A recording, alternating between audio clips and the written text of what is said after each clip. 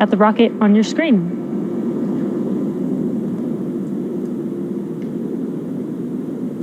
What you're looking at on your screen is a live view of Falcon 9. The two-stage rocket stands 70 meters tall, or 229 feet tall, and that's greater than the wingspan of a 747 aircraft. Falcon 9 was designed from the ground up for maximum reliability.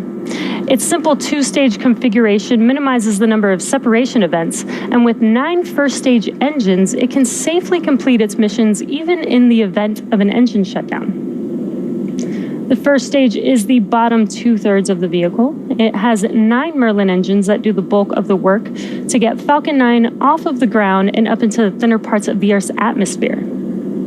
At about 2.5 minutes into flight, it will separate from the second stage and make its way back for landing on a drone ship. Of course, I Still Love You, and you can see a view from the drone ship on your screen. If successful, today will mark the 6th recovery for this booster. In order to help Falcon 9 make a successful landing, it's equipped with 4 hypersonic grid fins positioned near the top of the first stage. The grid fins help orient the rocket during re-entry and guide the rocket during descent. The first stage also has 4 landing legs made of state-of-the-art carbon fiber with aluminum honeycomb, which are positioned at the base of the rocket and deployed just before landing.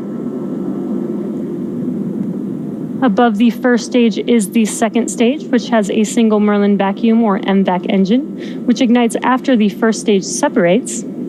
At full power, the Merlin vacuum engine operates with the greatest efficiency ever for an American-made hydrocarbon rocket engine. The second stage is what will carry our Starlink satellites to orbit, deploying at about T+1 hour into the mission. And lastly, our Starlink satellites are safely enclosed inside of the 5-meter or 17-foot diameter payload fairing, and that's what you are looking at on your screen. This is that large structure at the very top of the rocket. This protects the payload from aerothermal loads, heating, and contamination during ascent.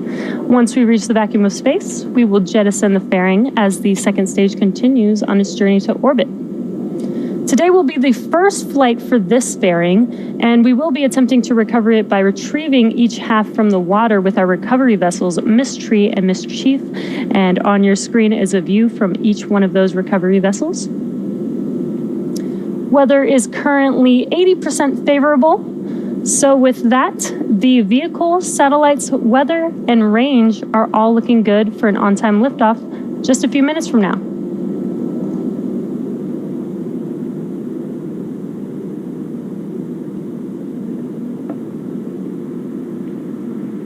As I mentioned earlier, it's been a busy few weeks here at SpaceX. Not only are we already on our 5th launch of the year, but we've made a lot of progress in the development of our human spaceflight programs. When SpaceX helped return human spaceflight to the United States last year with the launches of Demo 2 and Crew 1, it also helped pave the way for human spaceflight missions to become accessible to the general public. At the beginning of February, we announced the world's first all-commercial astronaut mission to orbit, targeted for no earlier than October of this year. The mission will be commanded by Jared Isaacman, the 37-year-old founder and chief executive officer of Shift4 Payments, and an accomplished pilot and adventurer. The mission is named Inspiration 4 because of the 4-person crew's mission to inspire support for St. Jude's Children's Research Hospital and send a humanitarian message of possibility. The 3 additional crew members, each selected from the general public, will be announced by the end of March. And in fact, if you'd like to be one of the crew members on board this mission, head over to inspiration4.com and donate to St. Jude's Children's Hospital.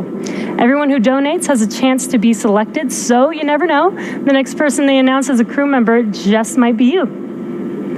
Additionally, our customer Axiom Space also recently announced their first private crew who will fly on a Dragon mission to the International Space Station. Axiom has selected Michael Lopez Alegria, former NASA astronaut and Axiom vice president, to be spacecraft commander.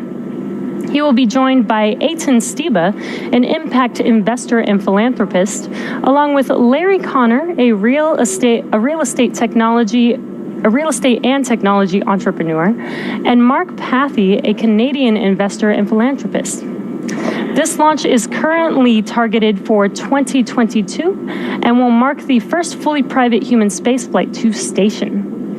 And the last highlight to share today involves the testing of our newest spacecraft, Starship. On Tuesday, February 2nd, Starship Serial Number 9, or SN9, completed SpaceX's second high-altitude flight test of a Starship prototype from our site in Cameron County, Texas. Serial Number 9 successfully reached its apogee at 10 kilometers with the help of 3 Raptor engines and accomplished all of its intended milestones on ascent and descent. However, during the landing flip maneuver, one of the Raptor engines did not relight and caused Serial Number 9 to experience a RUD, or Rapid Unscheduled Disassembly. While it would have been great to land Serial Number 9, the testing campaign is the right place for a RUD. These test flights are meant to improve our understanding and development of Starship, and it's when things don't go as expected when you tend to learn the most. So from an engineering standpoint, every time we learn more than we knew before, the test is a success. And looks like we have pressure for strong back retract. The team is designing Starship to be able to carry both people and cargo on long-duration interplanetary flights. And we're hoping that one day Starship will help us return to the moon and allow humanity to travel to Mars and beyond. Stay tuned for the flight of Serial Number 9 in the weeks to come. Strong back retract has started.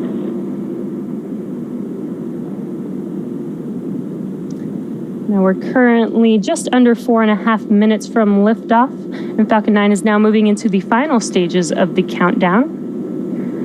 And the transporter erector is preparing to retract right now. That is the TE, and that's that white painted structure that you can see on your screen. It's right behind that fairing next to Falcon 9. There you can see a better view of the transporter erector. And the clamps will open up first, and then the transporter erector will then begin to retract away from the rocket slightly. And at T0, hydraulics pull the TE farther away from Falcon 9 as it lifts off. And it may be a little hard to see, but it is slightly moving back right now. Now the TE provides liquids, gases, electrical connections to the second stage, as well as air conditioning to the payload. And the first and second stages are both nearly fully loaded with 1 million pounds of kerosene fuel and liquid oxygen. Super chilled liquid oxygen is our propellant oxidizer, and those white clouds that you can see around the rocket are the moist Florida atmosphere condensing around the areas where the cold gaseous oxygen is venting overboard. Now, first stage should finish prop loading at should have already finished prop loading at T-minus 3 minutes. Stage 1 LOX load complete. And there's that call out for Stage 1 LOX loading complete. Stage 2 will finish up at T-minus 2 minutes in about 40 seconds from now. Falcon 9 is in startup at T-minus 60 seconds, and this means that the rocket's autonomous internal flight computers have taken over the launch countdown. We'll light the Merlin engines at about T-minus 2 seconds, and we use TTEB as our ignition fluid. And when it mixes with oxygen, it burns a green-colored flame. We then allow fuel into the thrust chamber, and the engines come up to full power for liftoff at T0. At liftoff, Falcon 9's first stage has thrust greater than 5 747 airplanes at full power, consuming 700 gallons of fuel per second. The Starlink payload continues to be healthy. The Falcon 9 team is tracking no issues on the rocket. LOX load complete. Weather is still looking good, and the range is green for launch. And you just heard that call out that Stage 2 LOX loading is complete. Now, in a few seconds from now that LOX loading is complete, we will clear out that LOX line on the transporter erector, so you will see some venting here. Ground gas closeouts have started. And there you can see the venting on your screen. And at T-minus 1 minute, coming up in about 15 seconds, Falcon 9 will be in startup, and the first and second stages will begin to pressurize for launch.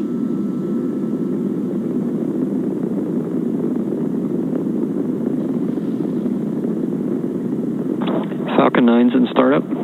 There's that call out. Falcon 9 is in startup. Now we're waiting for the final go for launch in a few seconds here.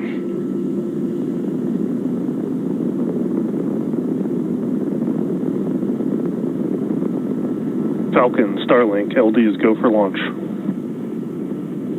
And there is that call out that we are go for launch. So at T minus 30 seconds, all systems are go for launch. So let's listen into the terminal count and watch as Falcon 9 takes our stack of Starlink satellites into orbit. T minus 15 seconds. 10, 9, 8, 7, 6, 5, 4, 3, 2, 1, 0. Ignition and liftoff.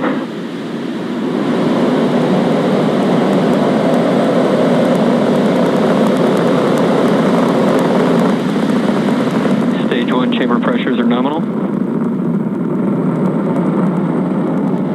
Vehicle is pitching downrange.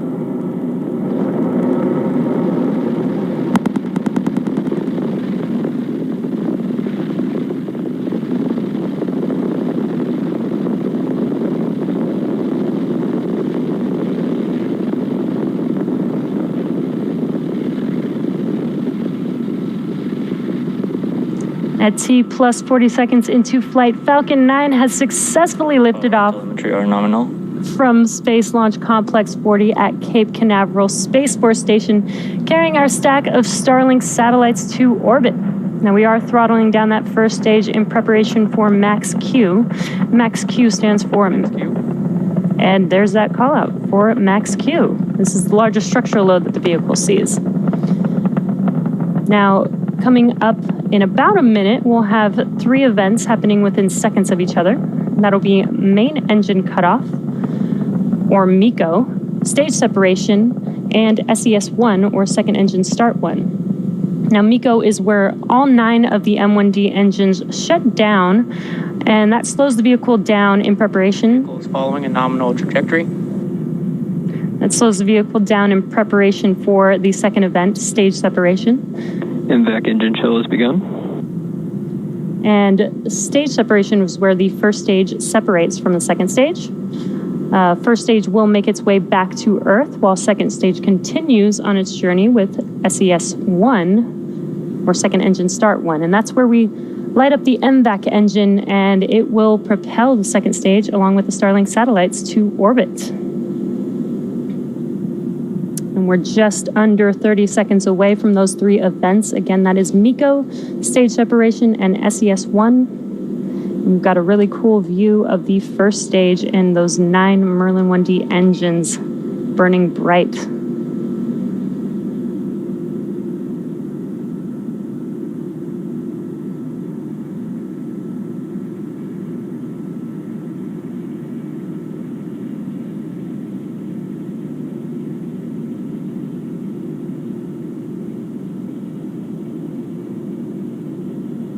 Stage separation confirmed.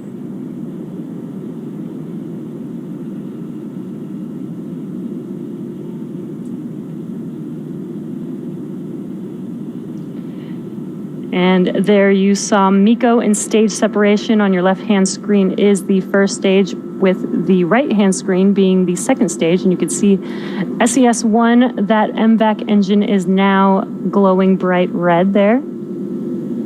And in a few seconds from now, we should have fairing deployed. Separation confirmed. And there you can see on your right-hand screen, the fairing has deployed. As a reminder, we will be attempting to recover the fairing halves today with our recovery ships, Miss Tree and Miss Chief.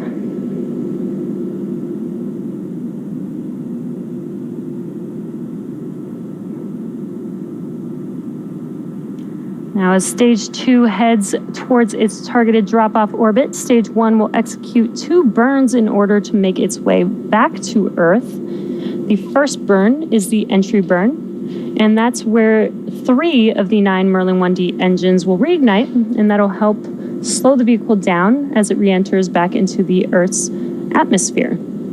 The second burn for the first stage, second and final burn, is the landing burn. And this is where a single engine will reignite, and that slows the vehicle down rapidly in order to touch down on that drone ship. Again, we are attempting to land on Of Course I Still Love You, and this will be the 6th attempt for this booster. Acquisition of signal, Bermuda.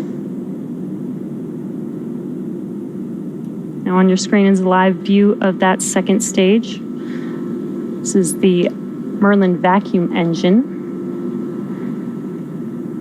This engine has about 220,500 pounds of thrust in a vacuum.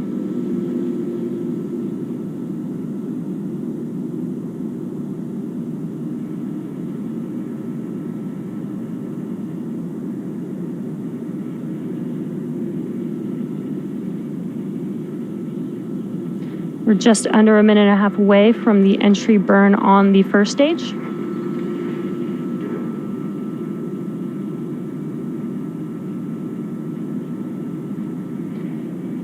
Again, the first stage will perform 2 burns. It will be the entry burn and the landing burn. And then just 20 seconds or so after that landing burn has concluded, the second stage will have SECO 1, or second engine cutoff 1.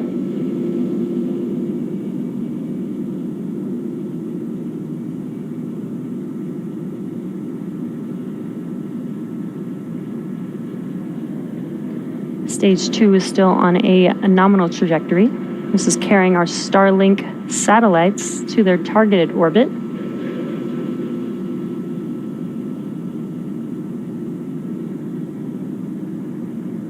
And we are just about 30 seconds away, or under 30 seconds away, from that entry burn starting up on the first stage.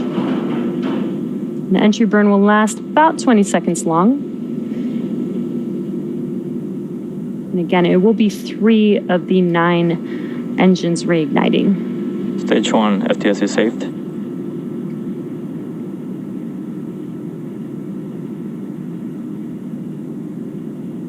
Stage 1, engine burn started. And there you can see on your left-hand screen as that view lights up, those 3 engines are burning bright, helping to slow the vehicle down as it enters back into the Earth's atmosphere.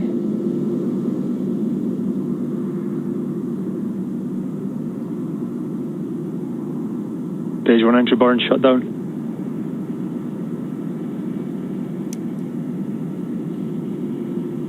We did have a call out for entry burn conclusion.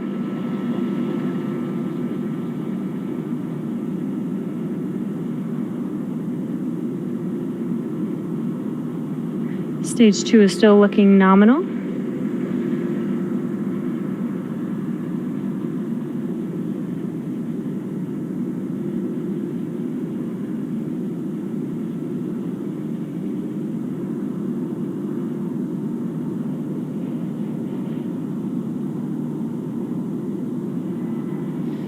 We're just under 30 seconds away from the landing burn beginning on the first stage.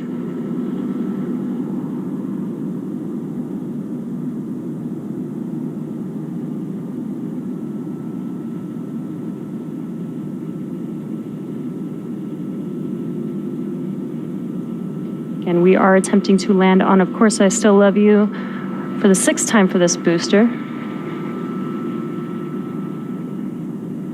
Got a live view from the drone ship on your left-hand side.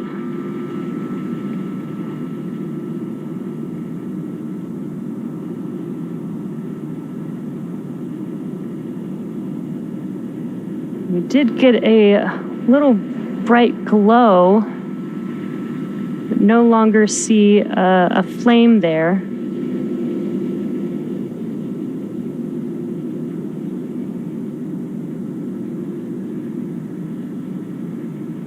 Your right-hand screen, stage 2 is still looking nominal. Stage 2, FTS saved.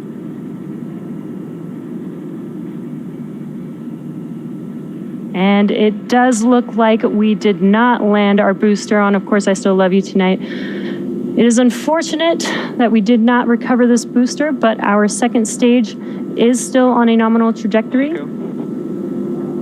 And there's that call out for SECO, as I mentioned earlier. That is second engine cutoff 1. Again, we are doing 2 burns for this MVAC engine. Nominal insertion orbit. And there's Expect that. loss of signal at Cape. There's that call out for a good orbit. So now stage 2 is going to coast in this orbit for the next 35 minutes or so. So we'll see you back here at T plus 45 minutes for a second stage relay.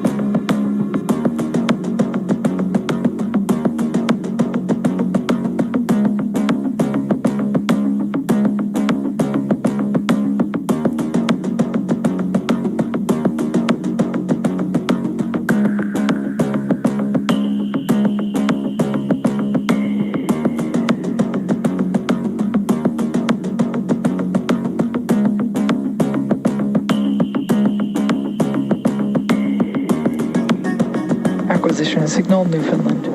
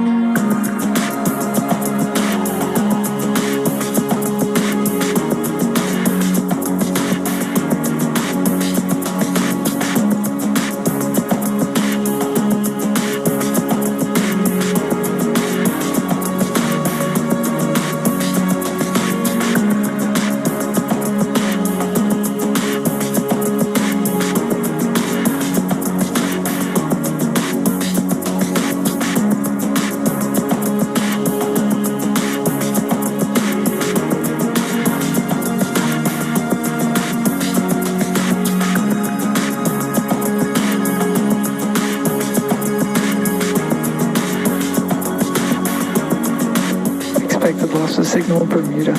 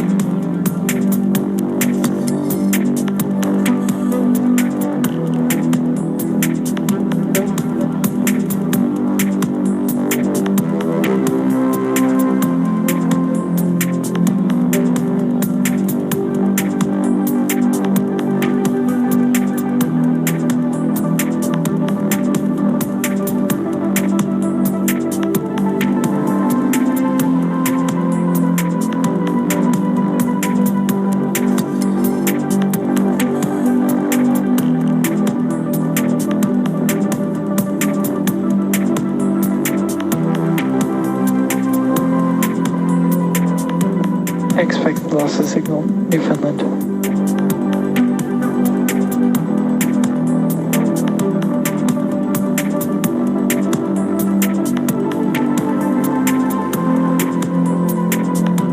Acquisition of signal, Goonhilly.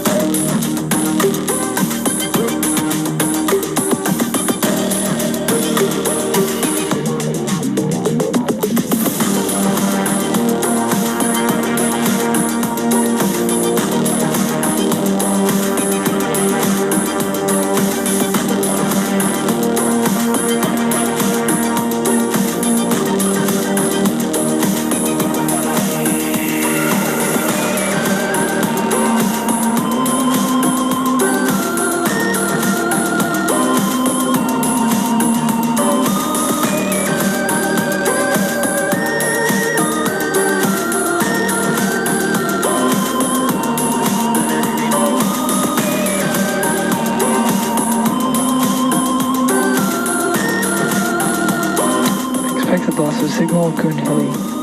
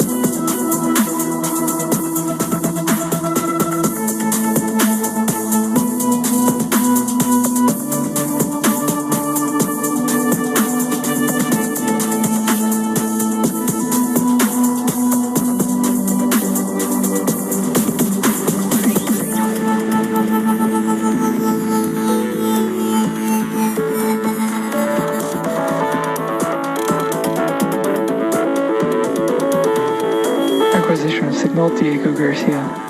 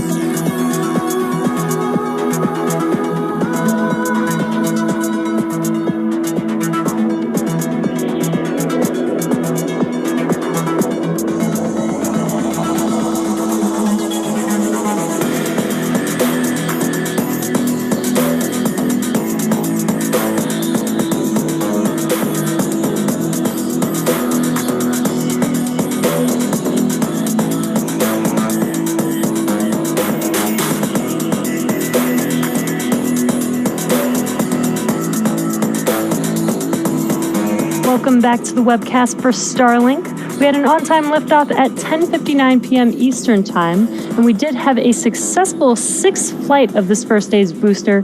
Unfortunately, we were not able to stick the landing today, but our second stage is still looking good on a nominal trajectory and getting ready for SES-2 in a few seconds. SES-2 is second engine start, and that will be a very, very short burn, just a 1-second burn here. And this 1-second burn will get us to our targeted drop-off orbit.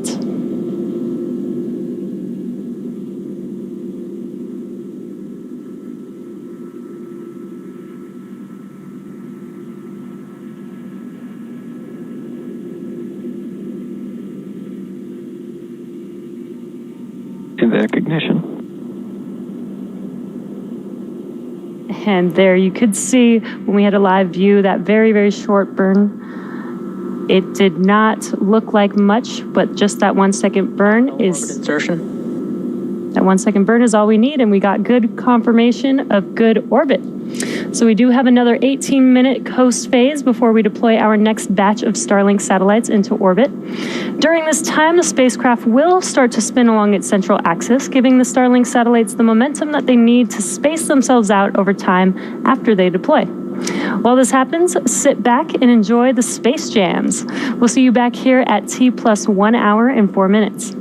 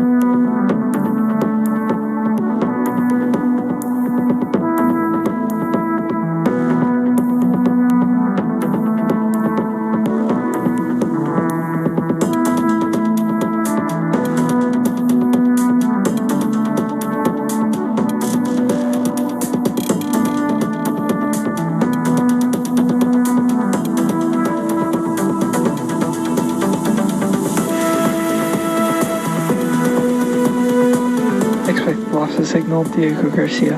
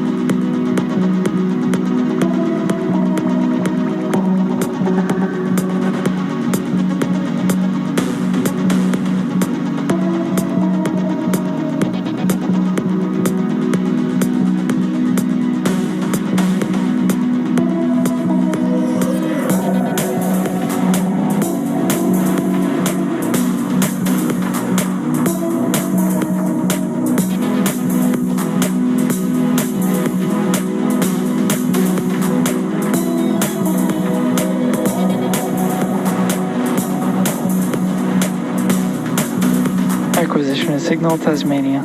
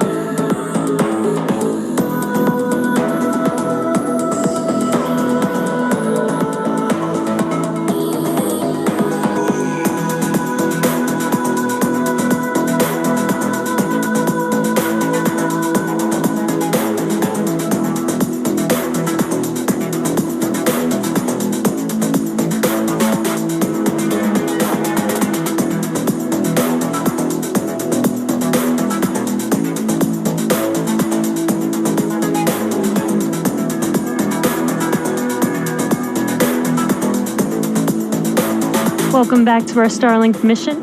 We did have an on-time liftoff tonight at 10:59 p.m. Eastern Time and a successful sixth flight of this first stage booster. We were not able to land the first stage, which is a bummer, but our second stage did have 2 successful burns of the MVAC engine and is now getting ready to deploy our Starlink satellites in a few seconds. And you can see a live view on your screen of the Starlink satellites in space with Earth in the background.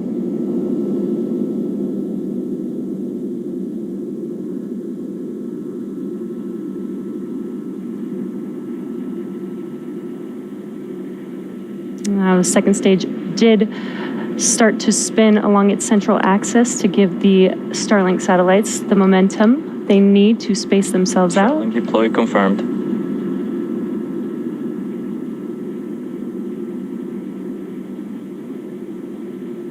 And what you're looking at on your screen are these Starlink satellites drifting away from second stage. This is confirming deployment of our payload.